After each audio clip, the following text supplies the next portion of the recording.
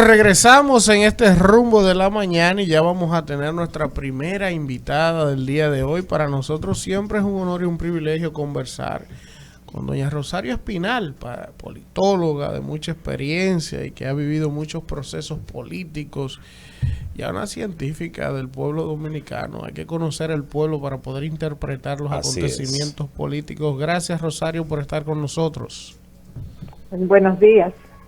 Bueno, Rosario, iniciar esta conversación, quisiéramos conocer su evaluación de lo que ha ocurrido hasta este momento en el ejercicio de gobierno del PRM como partido, 2 años de su mandato. 2 años no, 20 meses. Y prácticamente 2 años. Y cómo ve Rosario, el escenario político de cara al año 2024, oposición, gobierno, posibilidades de mantenerse, posibilidades de nuevas fuerzas emerger. Vamos a ver. Bueno, ustedes, esas son muchas preguntas. Vamos a ver. Estamos aquí hasta las 10:30. De muchas aristas y distintas formas de verlo, pero bueno, en resumen, el gobierno pues básicamente está tratando de navegar a través de aguas turbulentas. Estamos en una situación compleja, como ustedes bien saben y todo el mundo sabe, porque el gobierno llega al poder en medio de una pandemia y había que esperar hasta que se moderara el efecto de ese evento, y aunque aquí la pandemia pues se ha controlado ya bastante, en otros países no es así, y como dependemos de importaciones y de exportaciones y demás, pues problemas que tienen que ver con la cadena de distribución, la oferta, el transporte, bueno, todo eso nos afecta, y eso ha generado inflación, y la inflación es muy negativa porque corroe todo el poder adquisitivo de la gente. Entonces, luego viene la guerra. También sabemos el efecto de esto. Entonces, la situación es difícil en términos económicos. Entonces, que yo lo que veo al gobierno es haciendo su mejor esfuerzo para tratar de navegar, de conducir el país, digamos, por este periodo de dificultades. Y a nivel económico, me parece que el gobierno ha ido bien, o sea, ha ido dentro de las dificultades que hay, enfrentando la situación de manera que el efecto, digamos, de la inflación pueda moderarse un poco a través de distintas políticas ya monetarias y sociales, y ver, o sea, cómo avanzan las cosas. Por otro lado, sí, la República Dominicana tiene una situación relativamente favorable en términos económicos, porque tiene una fuerte dependencia de Estados Unidos. La República Dominicana hace 40, 50, 60 años dependía fundamentalmente de la exportación de azúcar. Esa era la fuente principal de divisas en el país. Eso cambió en las últimas, digamos, en los últimos 30, 40 años. Y hay una dependencia diversificada. Entonces, como la economía de Estados Unidos está relativamente bien a través de una serie de medidas de inyección de dinero que se hizo grande durante la pandemia, y han podido recuperar el empleo, o sea, mientras hubo desempleo, hubo mucha ayuda gubernamental, y luego pues se han creado muchos empleos. Entonces, el principal destino de migrantes dominicanos está en Estados Unidos, con lo cual pueden enviar muchas remesas. Hemos visto los números en remesas, eso ha sido muy favorable para la República Dominicana. Las exportaciones de zona franca, porque con los problemas en China, Estados Unidos va a tener que rápidamente diversificar sus fuentes de producción o lugares desde donde se exporta. Eso va a beneficiar, ya está beneficiando y va a beneficiar incluso más a estos países de la región. Entonces, el turismo, por otro lado, mucha gente no quiere viajar a zonas cercanas a los conflictos o a primero a zonas distantes por el problema de la pandemia y los imprevistos y demás. Sí. Y ahora con la guerra, pues mucha gente no se anima, digamos, a viajar a Europa, de Estados Unidos o de Canadá. Entonces ese es un flujo turístico que, bueno, República Dominicana está relativamente cerca, tiene muchos aeropuertos, muchas conexiones de líneas aéreas, y todo eso realmente beneficia. Entonces, digamos que la situación económica de Estados Unidos es muy favorable para la República Dominicana. Así es que eso ayuda a moderar los problemas. Realmente, el principal problema, digamos, nuevo que hay es la inflación. Ya hay otros problemas que, digamos, hay que atender, como son problemas de desigualdad, de pobreza que ha aumentado un poco por la pandemia. Esos son también problemas que hay que en los que hay que enfocarse, pero el tema de la inflación, yo diría, es el principal que está afectando a la gente. ¿Cuál es ese? El problema de la inflación. La inflación, Es la piedra en el zapato de la economía dominicana en este momento. Hay otros problemas, por ejemplo, la poca flexibilidad que tiene el gobierno para el gasto público, porque tiene gastos corrientes muy altos, entonces está restringido en gasto de capital. Todo eso son problemas que no... como que no han aflorado en gran medida todavía, o no se han visto sus efectos, porque el mismo estado de la pandemia y las condiciones favorables que yo acabo de mencionar, pues logran moderar esos efectos. Sin embargo, yo diría que el gobierno básicamente está tratando de manejar adecuadamente la crisis para tratar de pasar este trance que ha creado la pandemia y la guerra. Rosario, muchas gracias por estar con nosotros. Usted ha hecho un planteamiento muy interesante y parto de la premisa de Juan Bosch de que como anda la economía, anda la política, ¿verdad? Entonces, ¿podríamos decir que hay un clima político estable o en la República Dominicana hay un proceso de recomposición del escenario político y con ello del escenario electoral de cara al 2024? Bueno, mira, en general, yo diría que en la República Dominicana hay estabilidad, porque en la República Dominicana ha habido estabilidad en las últimas décadas. Y cuando un país logra la estabilidad política, la estabilidad económica, aun cuando se presentan problemas, es más fácil volver a la estabilidad. Entonces, yo no veo, a pesar de los problemas que hay, yo no veo realmente en este momento fuentes de gran inestabilidad. Que se presenten más adelante, mira, yo no sé, no lo puedo predecir, pero yo no veo en este momento fuente de gran inestabilidad. Eso no quiere decir que no haya recomposición, claro está. El sistema de partidos dominicanos ha dado muestra de que es capaz de funcionar con grandes debilidades, de mutar ligeramente sin colapsar. Y esa es parte de la explicación de la estabilidad que ha habido en el país. Y vimos cómo, digamos, del 2004 al 2020, básicamente había un partido dominante.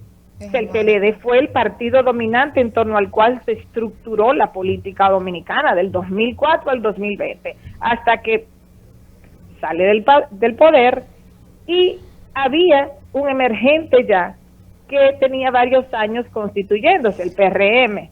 Entonces, el PRM logra atraer la base electoral del PRD. Pero el PLD había captado la base electoral del balaguerismo. Entonces, por eso es que el Partido Reformista ya colapsa, saca muy pocos votos en las últimas elecciones, y el PRD apenas logra un 5 y algo en las legislativas, porque no logró ni siquiera tanto en O sea, ahí logra un poco para mantenerse técnicamente como partido grande, pero realmente es un partido colapsado electoralmente, tanto el Reformista como el PRD. Entonces, el PRM viene de bateador emergente, en un momento en que el partido en el poder, que era el partido fuerte, ya enfrenta diversos problemas y pierde las elecciones. Pero qué bueno que había un partido emergente ahí, el PRM, para que entrara a jugar el papel de alternativa y permitiera la alternancia. Ahora, hacia adelante, bueno, nadie tiene una bola de cristal, pero hacia adelante lo que yo veo es que el PRM tiene el desafío de consolidarse en el poder para asegurar y construir una real base electoral, porque el PRM llega al poder con un fuerte apoyo de las capas medias urbanas. Yo lo dije muchas veces antes de las elecciones, no sé por qué le molestaba eso a tanta gente, pero es que la base electoral del PRM fue fundamentalmente las capas medias urbanas que se le voltearon al PLD. Ahora, esa había sido la base electoral del PLD. Doctor, un placer, Víctor Villanueva. Ese es un planteamiento que me he hecho en distintos momentos, en donde el PRM llega ahí como consecuente en beneficio de un voto castigo frente a la cleptocracia creada por el PLD. Pero desde este ángulo veo la ejecutoria del Estado, una vez en el Estado, el PRM se la ha cargado todo en contra de la clase media. El primer proyecto de presupuesto que sometió tuvo que retirarlo precisamente porque era un paquetazo fiscal en contra de la clase media, los consumos, la clase media, mientras el propio presidente protege a su propia élite cuando tú puedes generar capital aquí en el país y llevártelo a empresas offshore y no pasa nada ni siquiera en el debate nacional. Entonces, y todas las acciones en materia económica han ido siempre a la clase media, no a los que tienen grandes capitales que ni siquiera pagan por los beneficios que obtienen de ellos. Ajá. Bueno, ya ahí viene la modalidad de gobernar. Y yo he dicho varias veces a través de estos últimos, digamos, año y medio, que hay que esperar a ver finalmente a favor de quién va a gobernar el PRM. Ningún gobierno puede gobernar a favor de todo el mundo, porque siempre hay que sacrificar algo para beneficiar algo. Entonces, todavía está la pregunta, o sea, hay que ver realmente qué es lo que el PRM va a hacer, más allá de guiar este proceso de turbulencia, en que va a recibir el beneficio de la duda por parte de la sociedad. Eventualmente el beneficio de la duda se elimina. Por ejemplo, mencionaste el caso impositivo. Bueno, el gobierno tuvo que retirar la reforma fiscal. Sí. Porque la reforma fiscal inevitablemente iba a golpear a la clase media, mucho. Pero entonces, la propuso y la sometió, pero sí. Lo que la retiró y nunca agravó como hicieron otros países, los beneficios de las grandes fortunas. Ahí nunca se ha metido. Ahí, bueno, es que ahí ningún gobierno se ha metido. Y esa es una de las tareas pendientes de la sociedad dominicana. Eventualmente, la República Dominicana va a tener que resolver el problema de la distribución de las riquezas. Porque si no, eventualmente podría ocurrir lo que ha ocurrido en muchos otros países de América Latina, que es que vienen entonces respuestas más extremas que sí generan, que son producto de situaciones de inestabilidad. Rosario. En casi todos los países, sí. En ese sentido, con una inflación galopante, una oposición que no se ve transigir ante temas de los cuales tiene muchísimo para hablar, algunos puntos luminosos que pudiera a estos 20 meses de gobierno presumir el presidente Luis Abinader y su equipo. Bueno, yo creo que lo que decía anteriormente, o sea, ellos están ellos están guiando el país, digamos, a través de esta turbulencia económica. Sí. El gobierno ha optado por querer dar la sensación de que las cosas están bien. O sea, ha sido mucho esa idea de que están bien las cosas, de que se está cambiando, y ahí hay una especie de sobreventa, digamos, porque yo he dicho desde el principio que el gobierno lo que debía decir era, bueno, es una situación muy difícil, y hay que entender que es difícil, más ese sería el mensaje. Pero como el gobierno llegó con una ola de cambios y demás, entonces ha querido preservar esa idea. Sí. Y está bien que la preserve porque las narrativas políticas son importantes, pero conjuntamente la otra idea de que las cosas están difíciles, aún para un país que no ha sufrido tanto los embates de la pandemia y de la guerra, porque desde el principio la República Dominicana no es un país donde hubo una alta tasa de mortalidad, y no es por ninguna acción. Yo creo que son condiciones climatológicas, inmunológicas del país, que siempre mantuvieron la mortalidad relativamente baja comparada con muchos otros países que tienen mejores sistemas de salud. Entonces yo creo que ahí hubo ese factor. También el hecho del acceso a vacunas relativamente temprano, que fue una coyuntura, porque China escogió a países con los que quería mejorar su relación, vender vacunas inicialmente, y luego entran las vacunas de Estados Unidos. Entonces aquí hubo una oferta adecuada, muy adecuada de vacunas, para que se vacunara un buen segmento de la población. Entonces ha habido coyunturas favorables. Todo eso es positivo, porque ayuda a la gente, pero también ayuda al gobierno. El tema de la transparencia, ¿la gente lo siente o no? O sea, eso puede ser un punto luminoso del gobierno del cambio, Rosario. El más transparente de la historia, según algunos sectores. Sí, los estómagos del pueblo tan transparentes. Según algunos sectores. ¿Se puede presumir ese punto? Sí, sí. Lo que pasa es que con la transparencia se puede jugar un poco. Sí.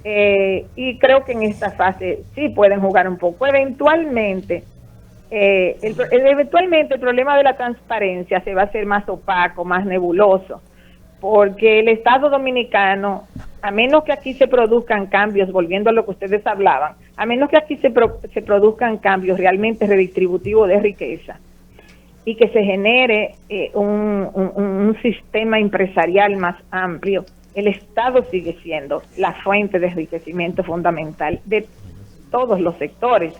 En unos riqueza y en otros supervivencia. O sea, para los de arriba riqueza, para los de abajo ayudas de supervivencia, básicamente. Entonces el Estado sigue teniendo mucha fuerza en la sociedad dominicana.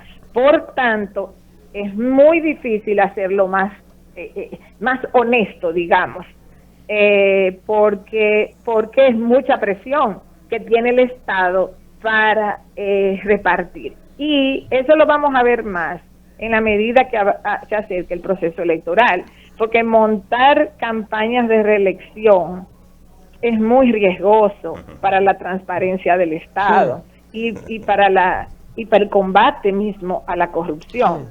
Entonces, en la medida que avance el tiempo, pues se pondrá a prueba la capacidad o no del gobierno de navegar un proceso de reelección o de repostulación, manteniendo, digamos, la complaciendo, satisfaciendo, mejor dicho, la expectativa de transparencia en el Estado. Y eso hay que esperar. Yo creo que, o sea, a veces no queremos adelantar mucho las cosas. Yo creo que las cosas tienen su tiempo. Eso es como el PLD. Bueno, yo creo que alguien piense que el PLD o el PLDismo, porque incluyendo a todo el PLDismo, sea PLD o sea Fuerza del Pueblo, o sea, asumir que el PLDismo se va a reposicionar rápidamente también es difícil, a menos que se produjera un colapso del gobierno por mala administración. Pero si el gobierno no colapsa, entonces es muy difícil una recuperación del PLDismo, porque el PLDismo gobernó mucho tiempo. O sea, aparte de los escándalos de corrupción y de eso, el PLDismo gobernó mucho tiempo. Entonces, o sea, los pueblos cuando generan un cambio de gobierno, pues digamos que la tendencia inicial es a darle el beneficio a ese partido por el que han optado, que han preferido. Entonces yo creo que el PLDismo necesita su tiempo para recuperarse, para que la gente vea lo bueno y lo malo, porque ahora mismo, o sea, para poder sacar al PLD había solo que enfatizar lo malo y ver lo malo. Eventualmente eso cambia, o sea, al pasar el tiempo la gente comienza entonces a ver las cosas positivas, que hay muchas también. Rosario. Como hay déficit, también hay cosas positivas. Así es. Sí. Rosario, a propósito que usted habla del tema de la recomposición del PLDismo, yo quisiera preguntarle lo siguiente. Mire, la lógica de la política son las grandes disyunciones y los pactos posteriormente. Esa es la lógica natural de la política. Hay un rumor, a partir de la reunión de Hipólito con diferentes figuras del PLD, digo rumor porque no estaba ahí, no me gusta dar aquí esencia a cosas que no sé, de que hay un posible acuerdo para apoyar la reforma constitucional de parte del PLD con el PRM. De esto materializarse, Rosario, ¿hasta dónde usted cree que esto podría afectar la imagen del gobierno? Porque para mí es contraproducente que usted se pase 16 años diciéndome a mí ladrón, sí, y después de un momento a otro usted se pone de acuerdo conmigo. Eso tiene que generarle un pasivo a usted. Y segundo, ¿hasta dónde también afectaría la imagen del gobierno? Porque si llega a un pacto con el Partido de la Liberación Dominicana, evidentemente que las persecuciones y todo lo que se pregonaba de que saquearon el país, eso va a tener que detenerse, porque nadie va a arribar a un acuerdo con quien lo está persiguiendo. O sea, esa es la realidad. Entonces, me gustaría su opinión respecto a eso. Bueno, sí, o sea, tu comentario tiene sentido. Ahora bien, el gobierno va a tener que analizar el beneficio de una cosa y el beneficio de la otra. Sí. O sea, el gobierno no puede hacer reforma constitucional si no tiene el apoyo del PLD. O sea, no hay números para hacer la reforma constitucional. Si no tiene el apoyo del PLD. Claro. O sea, usted valida que tenga que aliarse. Bueno, no, yo no ya no valida nada, eso es la lógica de la política. Sí, yo lógica. Estoy diciendo que sí, si el PRM quiere tanto una reforma constitucional, yo no sé cuánto lo quieren, la verdad. Sí, sí. Ahora, si el PRM quiere tanto una reforma constitucional, tiene que buscar votos para hacer la reforma. Correcto. Entonces, o hace una alianza partidaria o le saca a los legisladores a varios partidos. Correcto. O sea, le saca, como se dice, o ambas a la vez. Los compra. Sí. Pero tiene que comprar un buen grupo. Y eso también tendría un costo político. Y desde el punto de vista de la transparencia que usted hablaba ahorita. Sí. Entonces, el punto está en que si el PRM quiere realmente, necesita realmente una reforma constitucional, va a tener que ir a hablar con el PLD. Sí. Si no, puede también optar por no hacerla. Puede decir, bueno, vamos adelante, vamos a seguir, no vamos a hacerla. Si logramos la reelección, la hacemos posteriormente. Rosario, ahí mismo. Profesor, Sí. Rosario, no me respondió hasta dónde usted considera que podría afectar eso a la imagen del gobierno. Le pongo un ejemplo. Yo siempre he profesado mi respeto al presidente de la República, aunque pienso que muchos de sus funcionarios deberían estar en casa del carajo ya hace rato. Ahora, si el presidente se pone de acuerdo con Danilo, pues yo automáticamente le retiro mi respeto, porque no tiene sentido eso. Entonces me gustaría saber usted hasta dónde piensa que en términos electorales eso puede afectarle. Bueno, habría un segmento que reaccionaría como tú dices, que tú reaccionarías, Sí. y habría otro segmento que va a decir, esa es la política. La política es un proceso de pactos, de acuerdos, de toma y deja, de toma y dame, etcétera. Entonces, que todo el mundo va a reaccionar como tú dices, no, yo no creo. No. O sea, yo creo que habrá un segmento que reaccione así y diga, bueno, les retiro mi apoyo al presidente, les retiro mi apoyo al PRM, no voto por ellos. Puede ser que haya un segmento que llegue a ese punto, digamos, o que llegue a medio punto de eso, o sea, que se moleste pero que al final vaya y vote por el PRM. Rosario, ¿hay algo? Entonces yo no te puedo decir en por ciento cuánto hay en cada grupo, No, pero sí. yo creo que hay un grupo que le puede molestar, pero no le va a prestar tanta atención, hay otro que se va a molestar y le va a prestar mucha atención, etcétera. Rosario, Vamos a ver. hay algo interesantísimo en el planteamiento que usted no ha estado haciendo, y yo le escuchaba atentamente. Usted Sí. decía, si el gobierno y el PRM tienen un interés real de modificar la Constitución, tiene que pactar aliarse con el PLD. O Así sea es. que en su planteamiento de plano, Deja de lado. usted deja de lado a la fuerza del pueblo. Eso me da a entender a mí que parecería ser que el real opositor al gobierno al día de hoy es la fuerza del pueblo y no el PLD. Porque ¿por qué tiene que ser con el PLD esa posible alianza? Bueno, dos cosas. Primero, Leonel Fernández ha sido un opositor de la reforma constitucional. O sea, él ha sido un opositor fuerte de la reforma constitucional. Entonces, por eso es más difícil que él cambie. No es el caso del PLD. O sea, el PLD no ha sido un opositor fuerte de una reforma constitucional. Entonces, ahí vendría el punto de que es más difícil con alguien que ha tenido como bandera el oponerse a reforma constitucional. Es más difícil negociar eso, ¿verdad? Esa es una razón. Y la segunda razón es porque el PLD tiene más diputados. Entonces, numéricamente, Sí. o sea, si tú vas a negociar algo, dependiendo el número que tú necesites, pero si tú vas a negociar, tú vas a ir con el que es más fácil negociar y con el que tiene más números que aportarte. Entonces, yo lo digo por eso. Rosario, una pregunta, porque usted hablaba hace un momentito de que esa es la política, esos son los partidos políticos, pero en América Latina se ha dado un proceso de descreimiento del sistema, de descreimiento del ejercicio de la política. Entonces, este tipo de situaciones, ¿cómo afecta el sistema de partidos, a pesar de que de alguna forma el de la República Dominicana es fuerte ante los embates que sufre?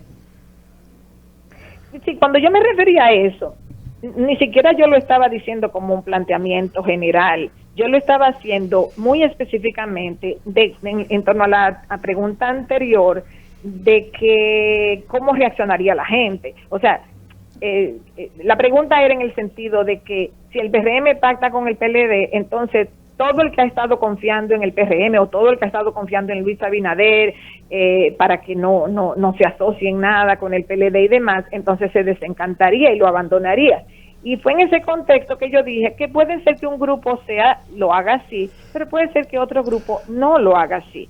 Entonces, o sea, lo que quise decir es que Sí. yo no te puedo decir que si ese pacto se diera, que yo no sé si se va a dar, que si ese pacto se diera, todo va a ser negativo para el PRM. Y también dije que esa decisión del PRM va a depender de cuánto interés ellos tienen en cambiar esa constitución. Sí. Porque si el interés es muy grande, ellos se arriesgan. Si el interés no es tan grande, pues entonces no se arriesgan y tratan de mantener la pureza con la cual ellos fueron electos. ¿Y cómo Entonces, usted todo dimensiona? ahí va a depender mucho de cómo sean los intereses. Ahora ya el punto más amplio de esta última pregunta, bueno, ¿qué pasa cuando la gente se desencanta tanto con los partidos existentes? Bueno, cuando la gente se desencanta tanto con los partidos existentes y ya no cree en nadie y ni ve solución a sus problemas en nadie, Surgen entonces alternativas. surgen alternativas fuera de esos partidos, incluso a veces son figuras que vienen de alguno de esos partidos, el caso de Bukele en El Salvador. O le tocaría a Guillermo Moreno aquí. Que viene del No, FML. pero profesora, pero en la línea de su planteamiento, profesora, ¿cómo usted evalúa entonces ese riesgo desde su método, desde las ciencias políticas, ese riesgo para el PRM entrar a una reforma constitucional en medio de un escenario que yo difiero de usted ahí, no tan cómodo en lo económico, en la economía nacional? Y segundo, ¿cómo usted evaluaría que esa reforma sea para modificar la fórmula electoral con la cual se obtiene la presidencia de la República? Dos cosas. Primero, yo no dije que la situación económica es cómoda. Yo dije que es una situación difícil. Y dije, sí, que dentro de esa condición difícil hay factores favorables. Sí, claro que sí. Me retrato completamente. O sea, sí, o sea que para yo no he dicho en ningún momento que estamos en una economía color de rosa, no. No lo entendí. Entonces, bueno, aclarado eso. Sí. El punto está en lo del porcentaje para ser electo. A mí me gustaría, Rosario, va a continuar. Perdón.